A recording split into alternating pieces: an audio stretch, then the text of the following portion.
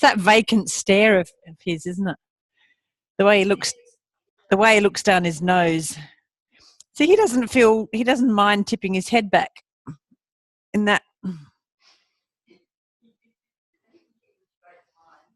Yeah. You would too if you had a rod rammed up it. You will work with people who've had spinal fusion, so it's not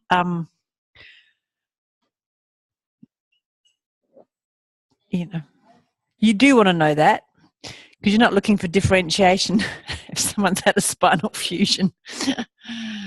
I don't know of too many surgeons who would like their handiwork unpicked like that.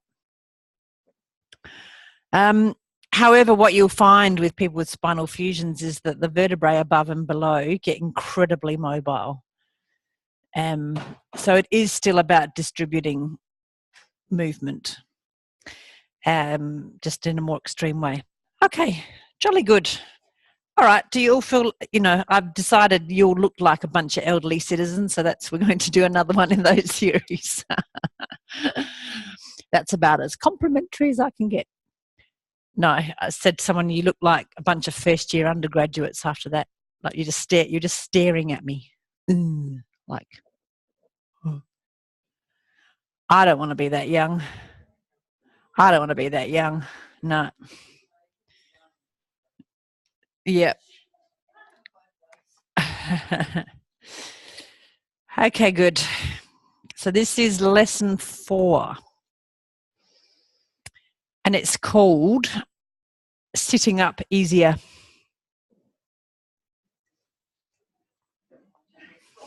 Sorry? That's right. That's right. But you can lie on the floor for a minute just to gather your your thoughts and gather your senses and gather your feelings and gather your doings.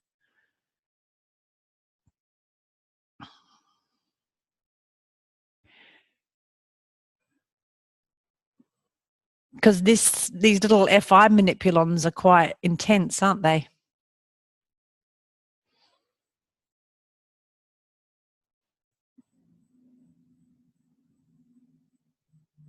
So what's the influence of being part of that dyad of pushing and being pushed, as it were?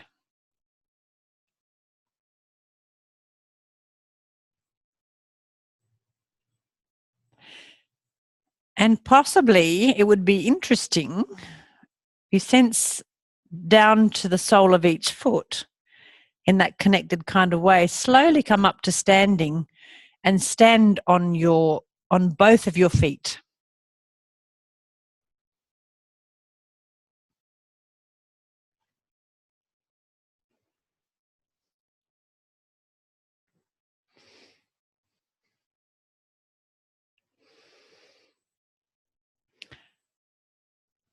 So this is kind of a delayed test movement after that little mini FI that you've had.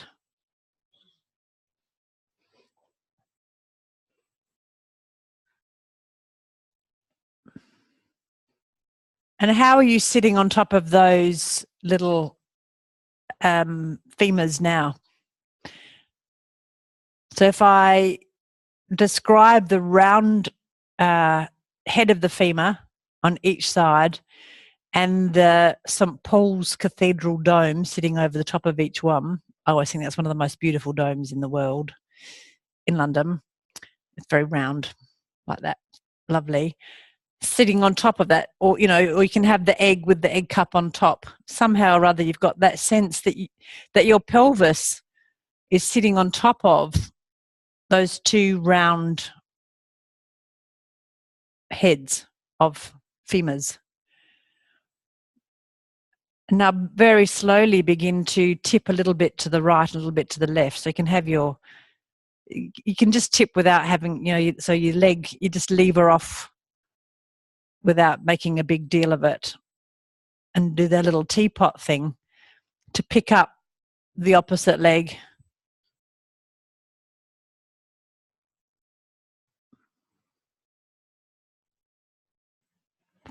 Feel how you lever over the top of that weight-bearing ball and get a sense that the movement is kind of circular, that tipping. You're tipping around that point. And then go ahead and tip backwards and have one leg free so that that's it. So you're counterpoising with one leg in front and your trunk goes back. And again, you're exploring the upper surface of the ball from front to back now. And then change legs when you're interested.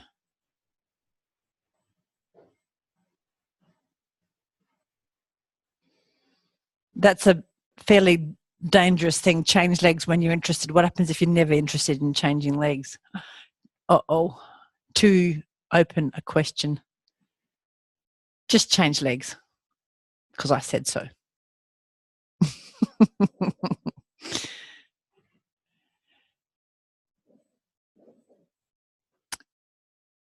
Now, interestingly, the movement is getting a lot more homogeneous in the room. There's a whole lot of stuff around if there is this weirdo thing called an ideal of this movement, you're all moving towards it. Still very uniquely. However, there is the similarities are increasing. So we are kind of heading towards some kind of, but ideal is such a loaded word, so we don't use it. However, anyway, it's what we have. Okay. If you haven't changed legs, so the tipping forwards and backwards on the other leg, do that. With this curiosity, did you get anything interesting? Was there any information that came out of having your leg pushed through that is helping you with this movement or not? It might not make a blind bit of difference. That's really fine. I mean, and also time can be making a difference. You know, you're doing some quiet subterranean integration. However, it's this checking back with ourselves to see what's the same and what's different. I'm seeing a lot more heads go. Now, why are the heads going back more this time? Are you copying the skeleton? Because I gave you the choice this morning. Remember, I gave you the choice. I said, if you feel like you can take your head back with your spine, do it. But if that feels too much, you can keep your eyes on the horizon. Well, nobody was keeping their eyes on the horizon. Everybody was letting their head tip back. So there's something about, I don't know, I won't even speculate cause and effect. Full tummy. It's because you ate all those chocolate biscuits, you buggers, before I got there. It's lovely. It's lovely. Okay, good. Now go and find a chair and bring it back to your spot, please.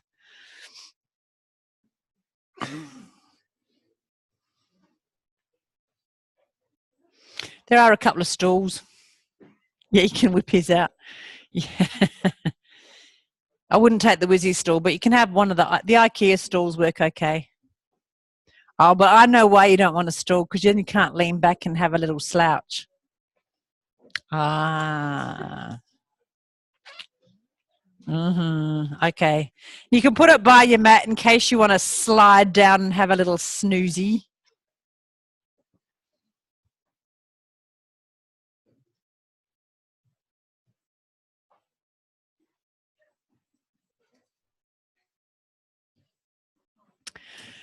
You are going to lie back on your mat again, so this is actually a little bit of to help you because I know that in the trial that's running back home, which I think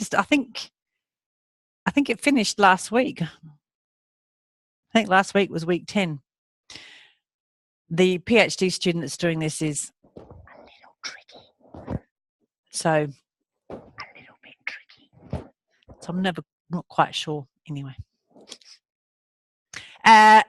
So if you were an elderly citizen and I said to you, okay, now this lesson is going to be on the floor and you're sitting in a chair, how would you get down off the chair onto the floor? Do it. So how would you're not old, and then I'm going to give you some constraints. So how would you do it now as yourselves?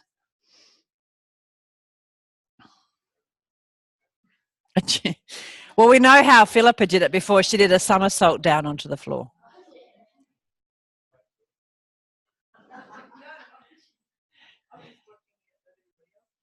All right, and how would you get back up on the chair? Okay. All right, now try and get down on the floor. Put your left leg out to the side, and you're not allowed to use your left leg.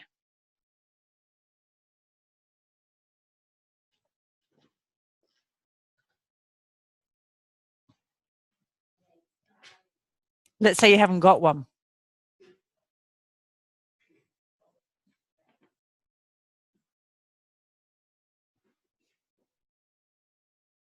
I actually used to do this with the undergrads because we were sending them out on roster with people with paraplegia, how to get down on the floor with no legs. It's hard to get rid of your legs, but without using your legs, it's really, really hard. You can do it. You obviously can do it. All right, now try and get back with only using one leg.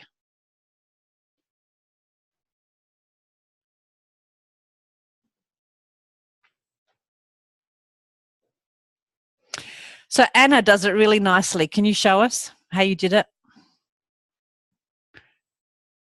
So that, and then that. That. Oh, absolutely. I didn't say that you couldn't use your upper body.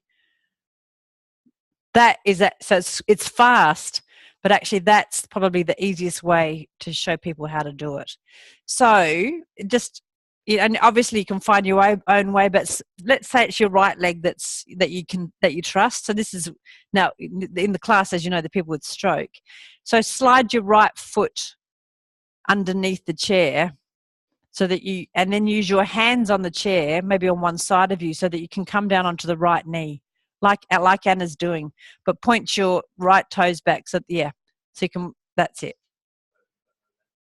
You got no left leg.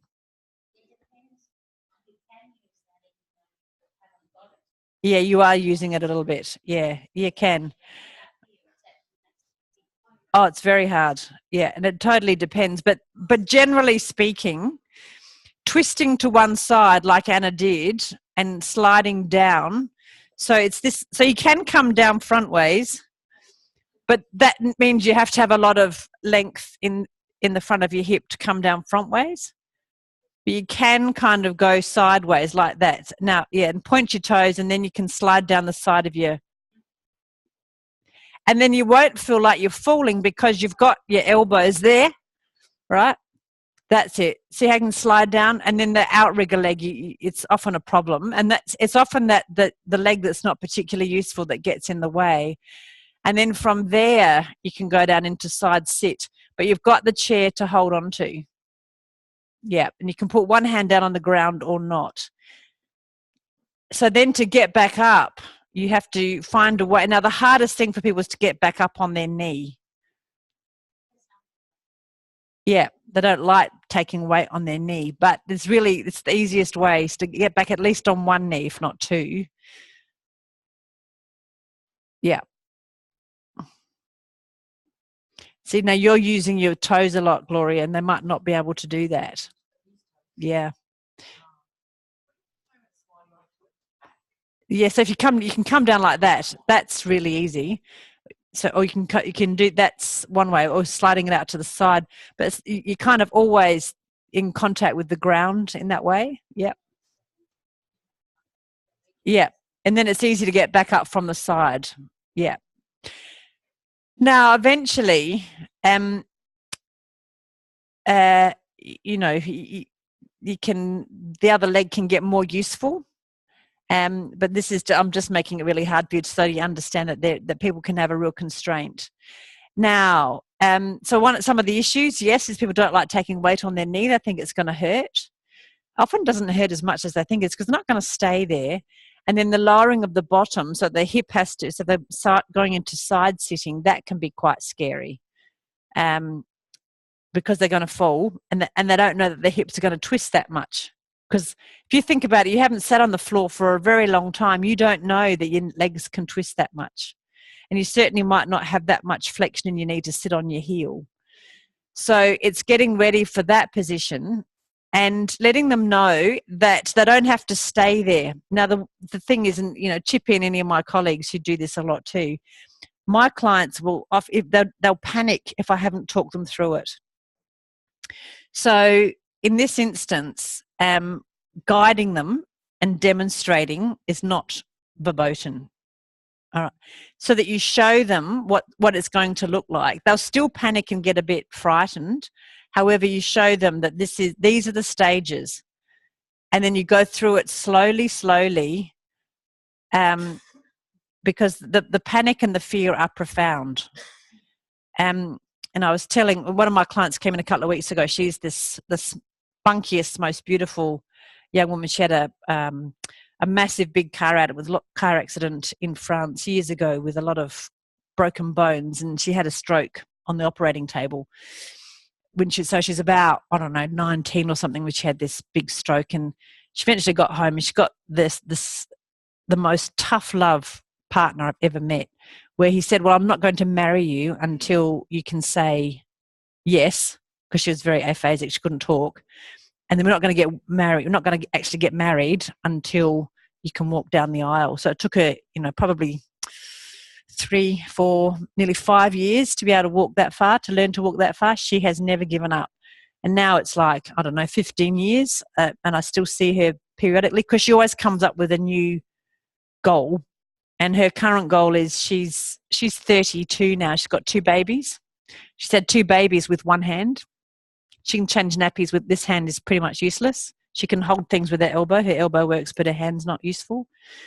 So she's at school now. So she's the most extraordinarily spunky young woman ever, as I've said.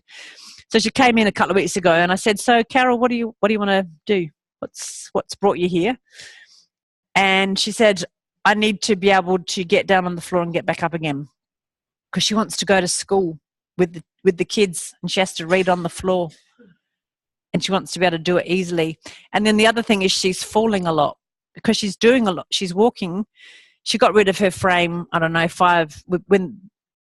when the babies were born, she's decided she couldn't use a frame or a stick anymore, because if you only got one arm and you have to carry a baby, you have to get good balance. So she got rid of them. And then, of course, she could hold on to the pusher and stuff anyway. But now she hasn't got a pusher to hold on to, so her balance is okay enough to walk, but she does fall a lot. It's really embarrassing when she falls. So she has to be able to fall well and be able to get up by herself, because she hates people fussing. Now, all this is in like sentences of 4 words because she's still quite dysphasic. But I tell you, her intentions are very clear. So anyway, why am I telling you that great big long story? It's because this is a really important skill, and she's very physically adept in that she'll have a go at anything. But even she said, I feel really nervous. Like, she was really nervous about it, even though she'd asked to do it. She falls a lot, blah, blah, blah. So she's really nervous. So, and she would laugh because I've got a table like this, and she'd put her hand on here to help. So she can only do it with, really using one hand and one leg. Though it's her left leg that doesn't work as well. And she was so frightened that this hand was slimy with sweat on the thing, and she was embarrassed because she'd put her hand on the vinyl and it would be absolutely wet. That's how frightened she was. And I've certainly had people freeze on the floor, and they freeze and they panic. I can't go up and I can't go down. So what do you do in that situation? You don't join in with them. You have compassion about recognizing that they're anxious, but you don't join in their anxiety. So you talk them through, remember, you do this, and you go through step by step. So that's why if practicing this when you're doing it fast, you're skipping over some of the hardest bits. So try and do it now where every little bit is really slow, like slow motion. Do it again. No, because otherwise you're using momentum. And these people can't use momentum. They can't generate that kind of power. So go slow. Right arm. So you can use your right arm and your right leg, or left arm and left leg, doesn't matter. Or use both arms. Don't make it too hard on yourself. Just use one leg and two arms.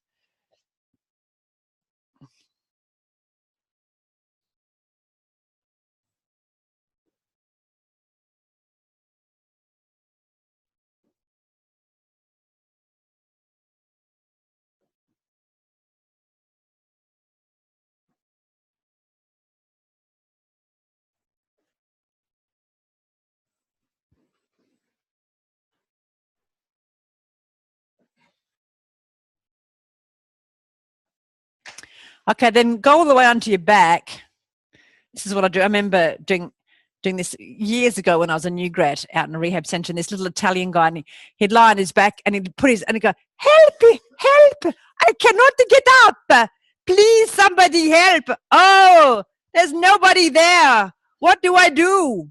And then he would talk himself through. It's so funny. Okay, so what do? You're lying on your back, you've fallen over, or you've done an ATM. And Susan says, okay, slowly get to the chair and come up to standing. Yeah, with one leg.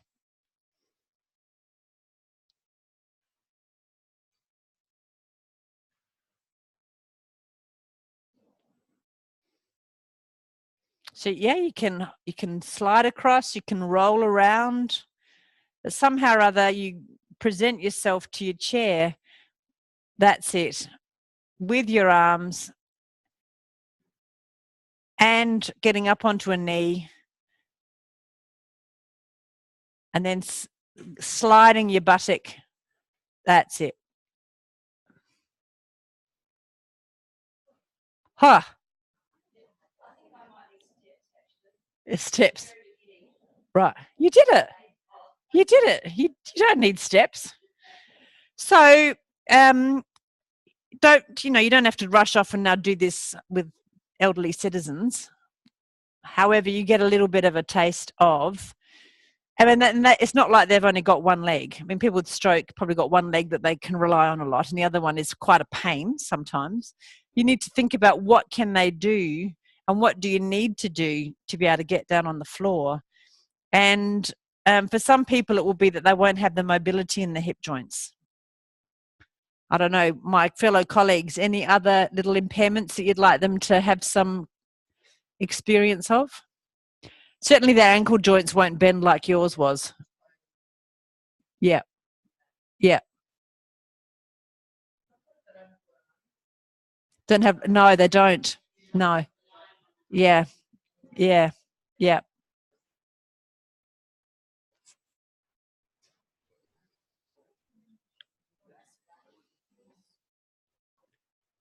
So if you don't have your arms, then you have to, so with Carol, because she only got one arm, so I think it must be her left, I can't remember, lefts and rights. Who knows? I've only been working with her for 15 years. She's lying on the table. It's her right arm that doesn't work. So she gets like this, and she can use this arm. She comes up here, and then she hops. Now, actually, after 3 sessions, she can do this because she can take weight on her knee and she can walk like this. She's a very fast learner. So what she did was she can get this leg up. Oh, she was getting this leg up. Can't remember. This one. And then she can drop right forward, and she doesn't need a lot of arm strength because her bum's right there. And it's that. Yeah, she's on sideways, which is the classic. Huh? Yeah, that's right. That's why we started with a table. And if you've got someone, you'll have a table in your room probably. And certainly for the stroke class, we had 3 tables, and they could either get down on the floor from a chair, or they could sit on here and get down. And apparently there's one guy in the class who's stayed on the table to do the lying ATMs. But Margaret was saying on the phone when I talked to her before I came over that she wished that he'd got down on the floor when everybody else did. So yeah, it is much easier on here. And then here is this sort of tucking down and like that. This is how Carol's doing it at the moment. And then this leg can flop down, and then she can sort of step like that, and she slides down like that and does a bit of a slide. And then when she comes back onto that knee here, and then it's like that.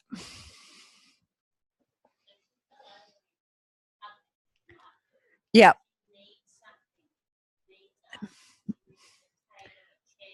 She'll need a something for now. She is so fantastic. She won't need anything because she's already putting weight on this leg. I know the drought's broken, I think. So her aim is to be able to get up like you would, like that, and she can take weight on this leg now, so she can get it up, and then this leg she can tuck under, and she's almost at the stage of being able to do that and do that, almost.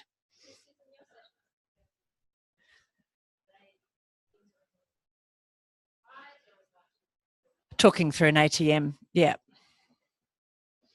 Yeah, she's very task focused. All right, so does that give you a bit of an idea? So slowly come back down onto the floor again. You can have two legs. You can have two legs again. I'll bequeath you two legs.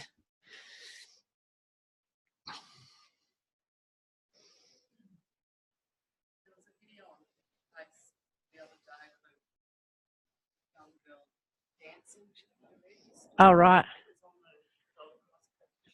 Yeah. All right. Okay. Wow.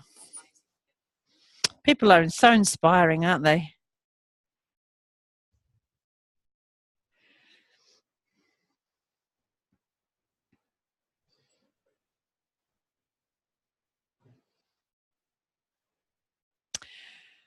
So in this lesson, he's now got people from the chair onto the floor.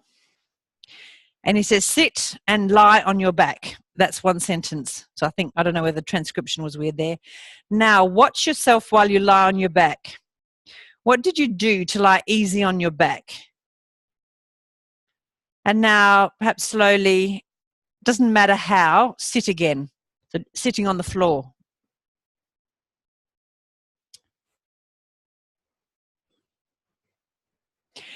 Now, most old folk, bizarrely, will try and sit up, like do a sit-up, and it's the hardest thing. So you might need to coach them to roll over and come up to sitting. We did a study years ago. We've never published it, actually, where we went into an aged care facility and videoed how people got out of bed, how they went from lying on their bed to sitting up over the edge of the bed. I think we had 35 people, 26 distinct ways of doing it. That's why we didn't write it up. Just the honest student went, bleh. Anyway, it was an interesting project. Okay. So sit and think, where is your front? Obviously you sit and you have your front directed somewhere. Where you look for, he says. You look to something that's your front. So he's getting them to sense what their front is. Now bend your knee so that you can suppose to lie to your right. Yep, so bend your knees so that you can suppose to lie to your right. Put both hands on the floor to your right. The right knee bent on the floor, the left one at ease, wherever you can put it easily. And now move your left hand a little bit more over to the head, in the direction of the head, so that the right hand has less weight. So then you can bend the right elbow to touch the floor. That's it. So you're going to lie down, so your head's going down towards your head. That's it. That's it. So your left hand walks around more in the direction of your head so that you can come down onto your right elbow.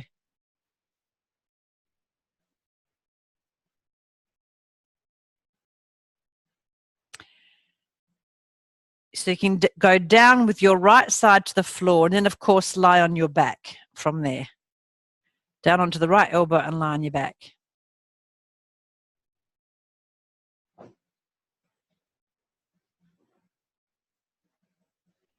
Now, when you're on your back and you want to sit up again, see what you do.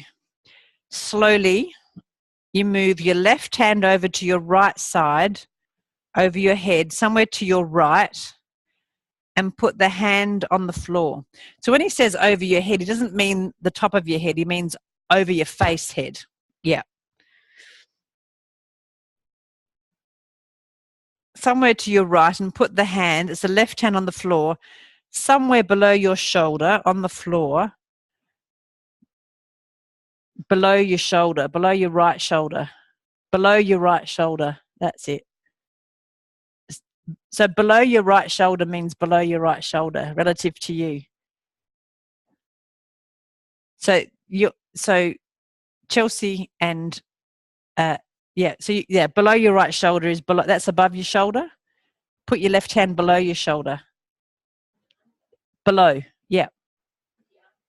Below your shoulder. You could say that.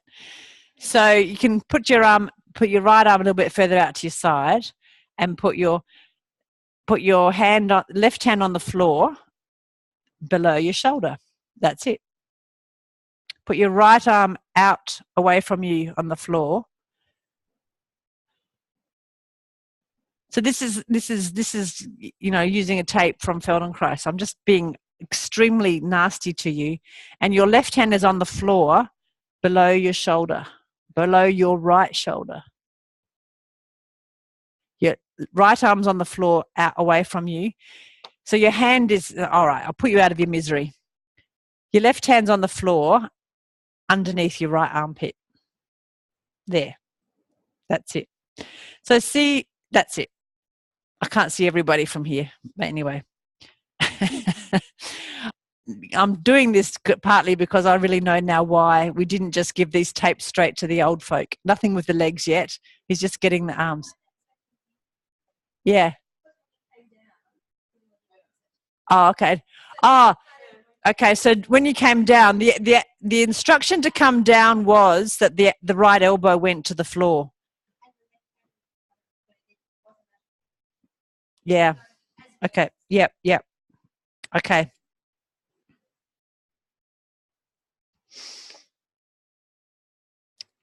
Now help yourself with the right elbow and the left hand on the floor and the head moving to the right towards your hands. He's got his lefts and rights mixed up here, so I'm correcting him. Now leaning on the floor with your right elbow and with your left hand, bend your right knee in the direction of your hands. And then lift your head, and with the help of the hands and your right elbow, sit up. And turn again to the front. That means to the original position from which you started.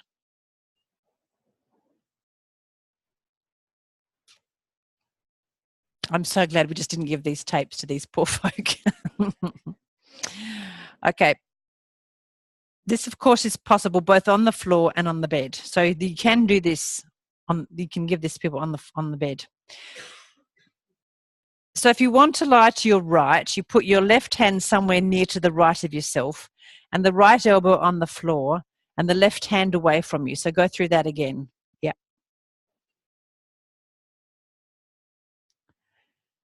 Left hand away from you near to the shoulder. Bend your right knee on the floor to your right.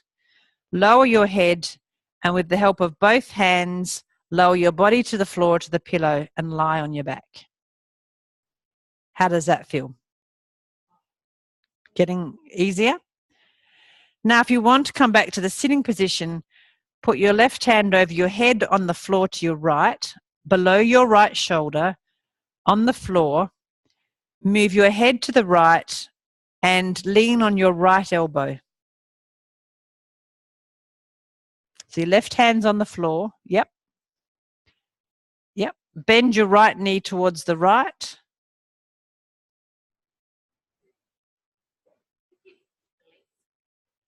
Pardon?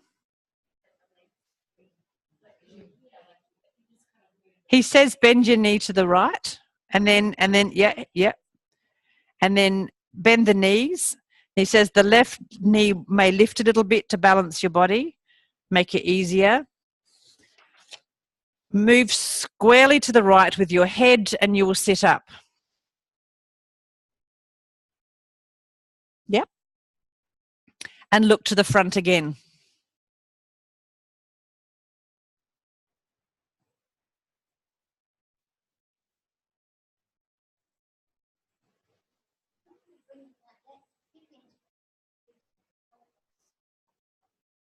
Could do. Yep. Yep. Yep. Yep. Yep. Okay. He does start to get the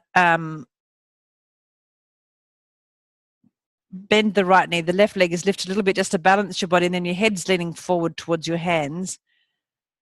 And they'll bend downwards near to the floor and roll onto your back. So if the left leg lifts, then you are starting to get your pelvis. Just try that. So go again. So you're going left hand over the body onto right elbow, and then, yep, your knees are bent to the right. And as you lower, your left leg can balance to help you lower. Feel that counterpoise? You're kind of pivoting off your right hip. And then coming back up so that your left arm reaches and your left hand underneath there. That's it. Yeah. And now feel that that left leg can, but if it lifts too soon, it's too much. Yeah. So your left arm reaches over, left hand on the floor, left knee bends, and now look up to the horizon and your left leg is kind of there. That's it. And then face the front.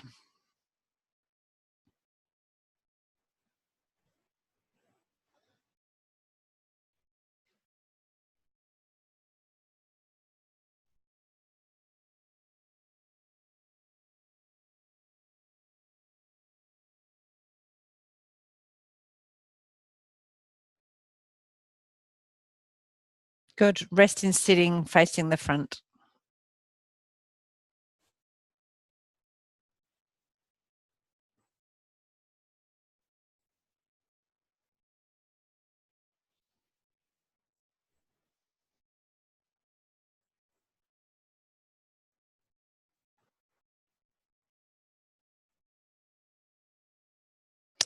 Now, slowly put your right hand to the floor, to the right of you, and the left hand.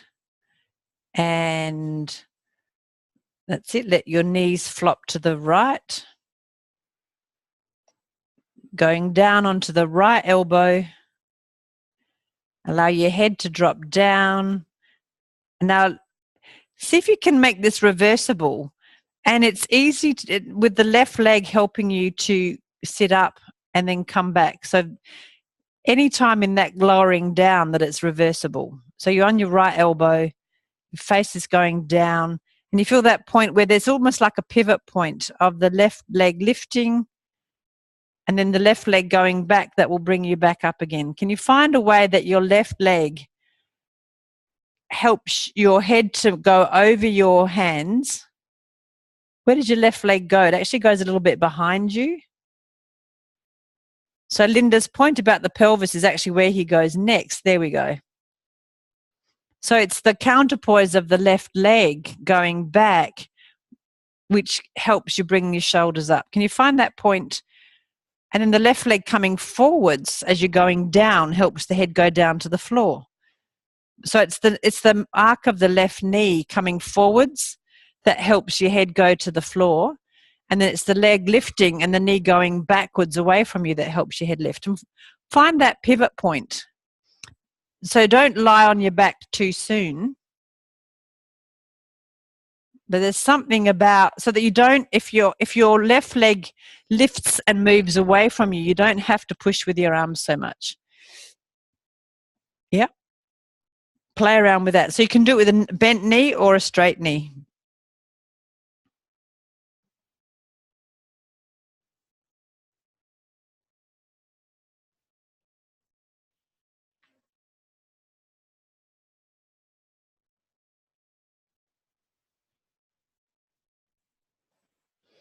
So feel how you use that left leg, bringing it to the front. That's it. And you are kind of pivoting over, lying, for most of you, lying on the right hip and the right thigh. Yeah. And then lie all the way onto your back.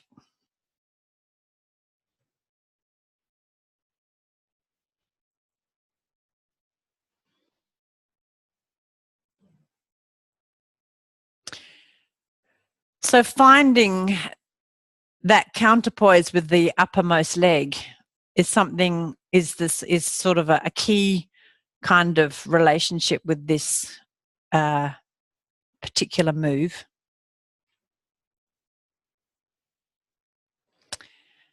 Now, while you're lying on your back, could you imagine doing that movement going to the left?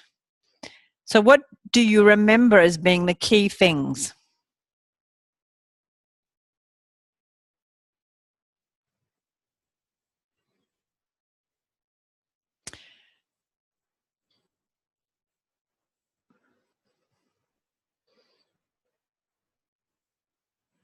So we can talk through them. So there's this sense of your head turning a little bit to the left.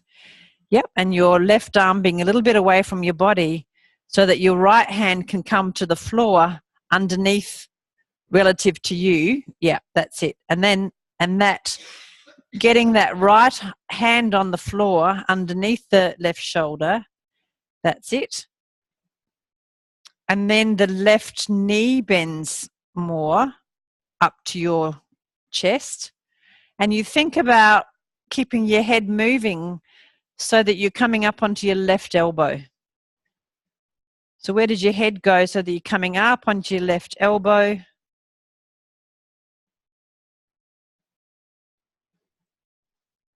And you keep rolling your head to the left towards your arms, and find that place where you can balance your body with your right leg a little bit. Oh, so much easier this side. Oh, sorry, right leg. Did I say left leg? Possibly. So bend your left leg slides up the floor towards you, so the knee bends. And then as your head keeps circling, you're coming onto your left elbow and your right hand.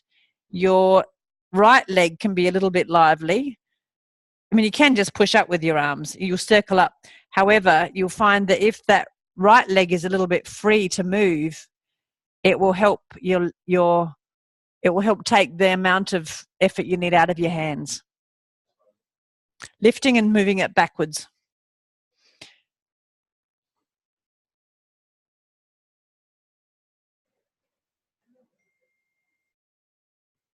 So it can come forwards a bit and then go backwards, and that will spin you up. And then to come down, Kevin, when you come down, you can actually use it to pause. There we go. Now lift, as you go down onto your left elbow, and now lift your leg up. And having it like that will help ease your head back so that you don't flop back. Yeah. Yep.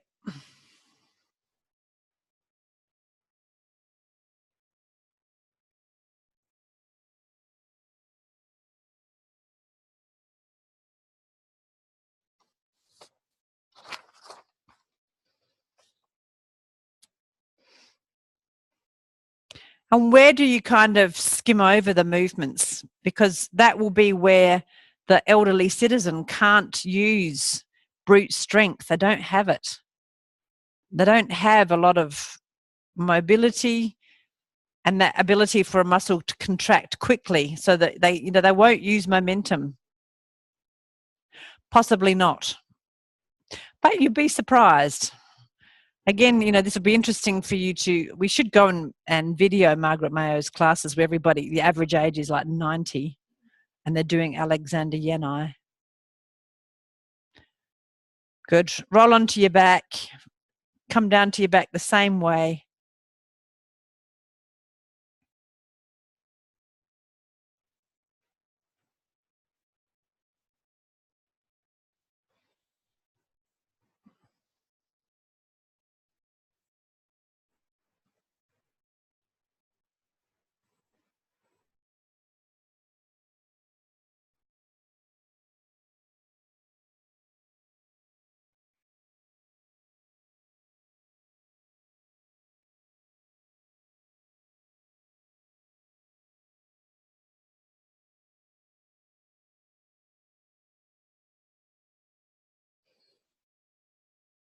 Now, one way or the other, use one of the either to the right or to the left. Use that to come up to sitting and face the front.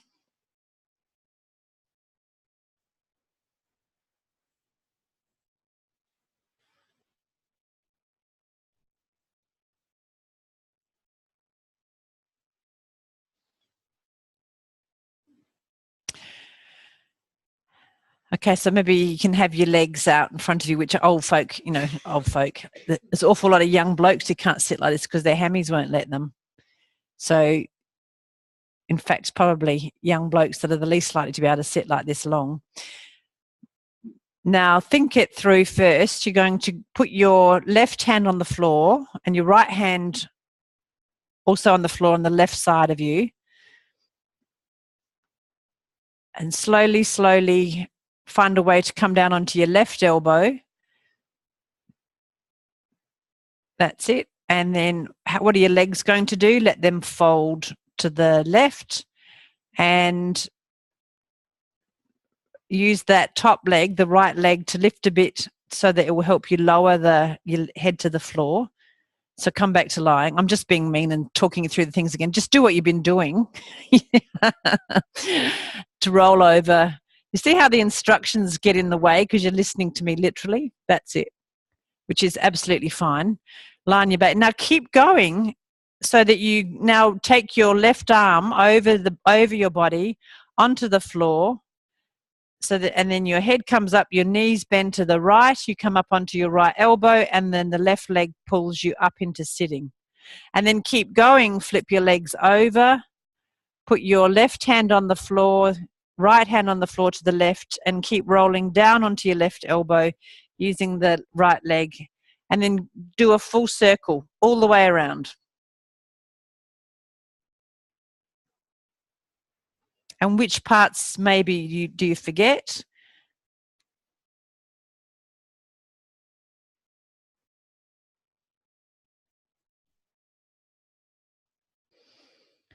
Good. And next time you're sitting up, stay there. Stay facing the front.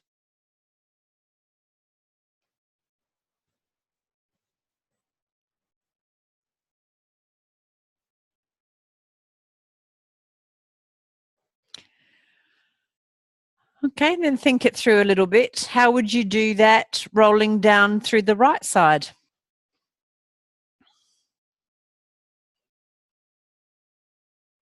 Think through the instructions. So the right hand, left hand, where's the left hand go? Where does your head go? Where's the right knee?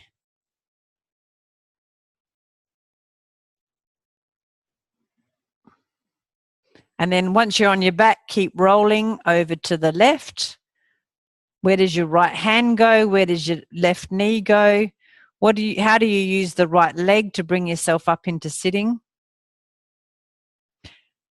So Gloria, if you keep your uppermost leg moving, then you don't have to push up with your hands so much. Yeah. So going down, that's it. Push it there, push your knee back, that's better. So you're pinning your feet on the floor. And circling around and come back up to sitting.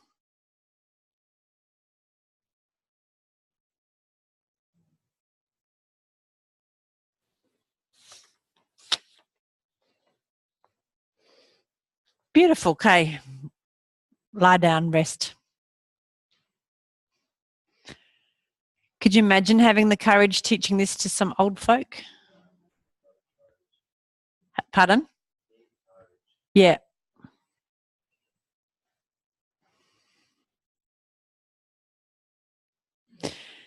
He says here now, stretch out and lie still, rest a minute. Note whether you are out of breath or not. If you proceeded as advised you, simple, you certainly aren't out of breath. You wish. I'm sorry to say we've still got a page and 3/4.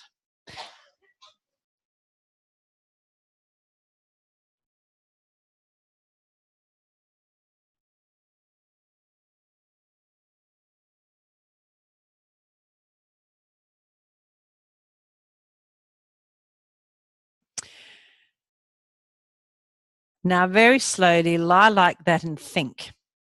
Are you going to roll to the right or to the left? Think through what you're going to do if you roll to the right. Do you remember? Your left arm over to the right. Don't do it, you're thinking it.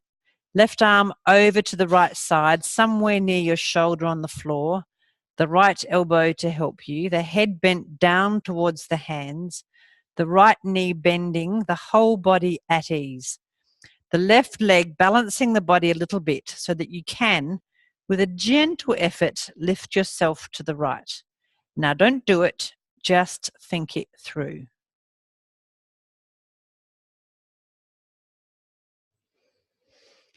And now think it through to the other side. All right, on the other side to the left, do you remember again? You bend your head, you lean on your right hand near your shoulder, near the left shoulder. So the right hand on the floor, he means, near the left shoulder, the left elbow helping you to lean on the elbow, the left knee bent towards the body, near to the body, so that you can hinge on it easily. And the right leg will balance your body and then slowly hoist yourself again to the sitting position. And now sit forward. Do you remember your front? And rest a while. Okay, so slowly do it to the left. I'm not going to say anything.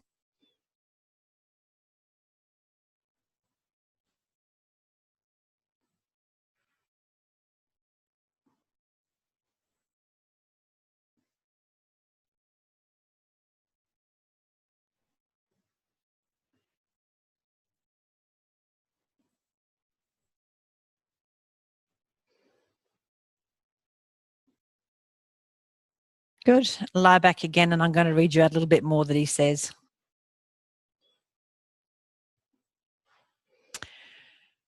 Now slowly lie down any side you like, but slowly, rolling onto your back, either to the left or to the right, as you'll find it easier. Now, by the way, some people may be quite at ease to do it one side and not at all on the other side, because it depends a lot on how your hip joints are. Whether you had a straight back when you were young or not, one side may be stiff and the other one not. So do it on the easier side first, and I don't worry about the other side. Do it on the easier side. And each time you do it on the easier side, think out, only mentally, represent yourself the movement on the other side until you can think of both to the same ease. And then be where you will find that you can do it on both sides, but don't push yourself. Think through as many times as you feel necessary until you feel it easy in your mind before you try to do it. You see, you can't learn unless you give yourself all the time, all the leisure, and by the way, you probably do have plenty of time on your hand. Yeah, cheeky buggers.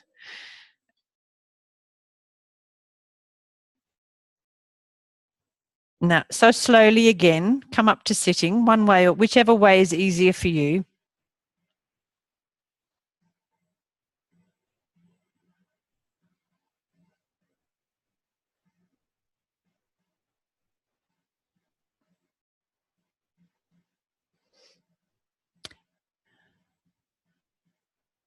That's it. So facing your front. Now put both hands behind you on the floor. So you can lean on both hands behind you, and your legs will not be quite straight. He says, he's telling them, your legs will not be quite straight. So open your knees to the side so that the feet are a little bit nearer to you and your legs are lying on the outside comfortably, not too near, not too far.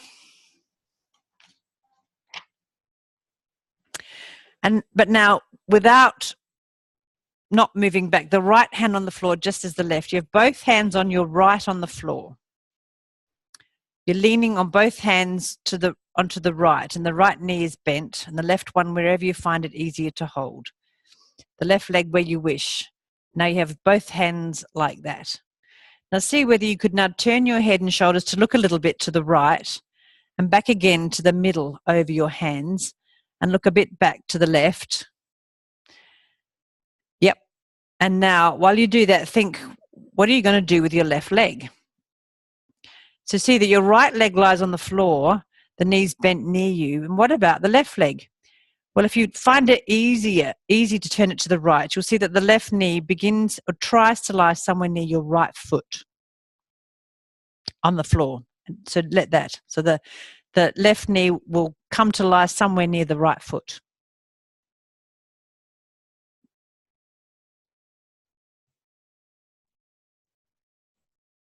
So both knees are on the floor. The right one's nearer to you. The left one's on the inside, near the right foot, and both hands are on the floor.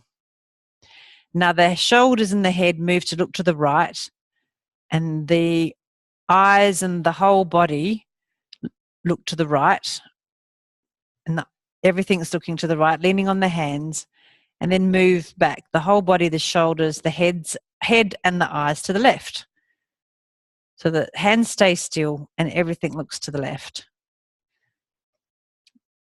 And look to the left and observe how the knees and the legs have organized themselves to lie on the floor. And once more, look to the right, and once more to the left. And now, as you come back to look to the left, help yourself to sit to the front like you did to start with. So with both legs in front of you, facing the front like before. That's it. So that turning brings the leg forward. Yep. Now gradually turn your face to the left, put both hands on the floor to your left. And of course you'll find your left knee turns together with your hands. Put your hands a bit nearer to yourself. So if you're both hands on the floor to the left knee bends. And of course you know now the right knee will come to lie somewhere near your left foot, on the inside of your left foot. And now you're well balanced, both hands and the left knee and the right knee on the floor. And turn your face and your head and your shoulders and eyes to the left. And then back slowly to the right and slowly to the left again. And keep doing that, turning slowly to the right, slowly to the left.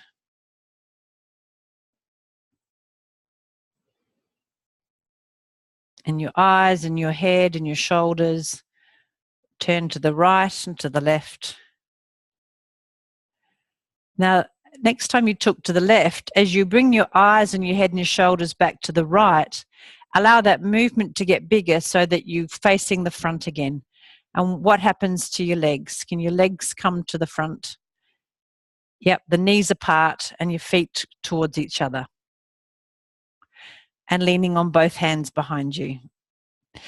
So older folk, if they are a bit stiff in their hips, they will want to keep their hands behind them because they'll feel like they won't be able to come forward over their hips.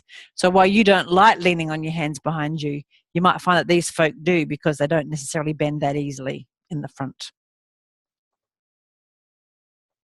So now you're well balanced. Both hands behind you, blah, blah, blah. Now keeping both hands behind you, move both knees to the right. Both knees, yep, just the knees only. Keeping the hands behind you. The body, just notice that the body straightens a little bit as your knees go over. And the head goes up a little bit. Feel that sort of straightening. That might feel a little bit familiar to that kind of becoming a little bit straighter that you did on the chair the other day. And of course, notice that you have more weight on your right hand compared to the left hand. Now, it might be that your knees only want to move a little tiny bit. That's fine. Just move a little bit to the right and back to the middle. A little bit to the right and back to the middle. And then next time they're back to the middle, move both knees a little bit to the left. That's it. And then back to the middle. Do that a few times.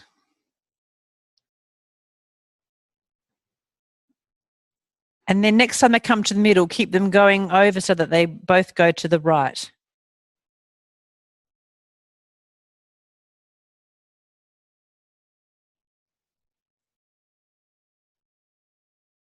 And notice that as your knees go a little bit to the right, your head and your eyes want to go a little bit to the right. And as your knees go a bit to the left, your head and your eyes want to go a little bit to the left. And keep doing that a little bit to the right, a little bit to the left until you can put both knees on the floor on your right. And then you'll notice that to allow that to happen, your left hand might pick up. So the knees go to the right and your left arm picks up off the floor.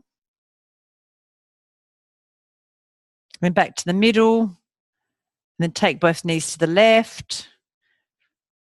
Face to the left. And notice that as your knees keep going closer to the floor, that your right hand will be picked up.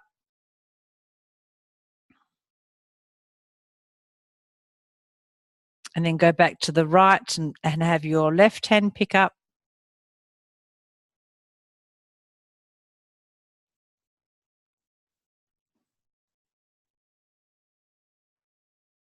And then he actually leaves it. That's it. That's right. And now if you didn't forget your chair that helped yourself to the floor, touch the chair with both hands and lift one knee off the floor. Put the foot of that knee on the floor, then leaning with both hands and the foot on the floor, lift the other one. And of course, if you're in bed, stay in bed with yourself, just stretch out. Okay, so that's right. Now, if you didn't forget your chair that helped yourself to the floor, touch the chair with both hands and lift one knee off the floor and put the foot of that knee on the floor, then leaning with both hands and the foot on the floor, lift the other one, lift the other leg, you mean, so you come up to standing.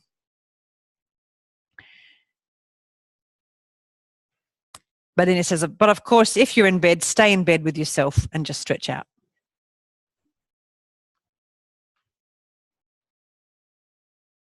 Now, note how you breathe now.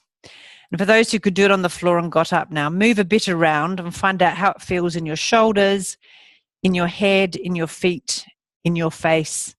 And cheerio. Cheerio, Moshe. So why am I teaching you this off his notes?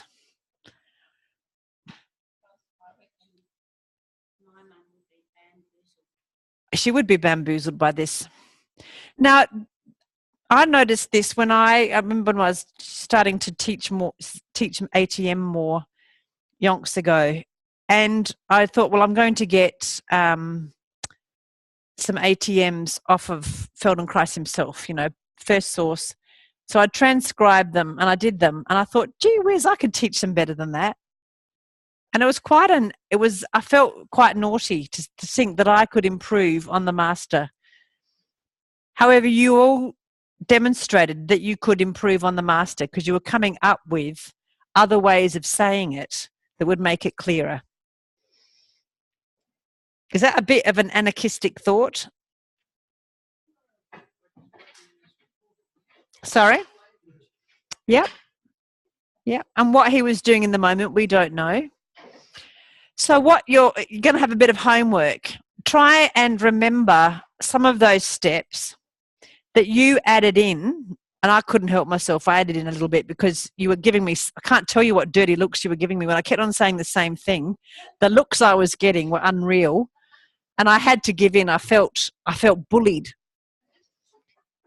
because you didn't get it.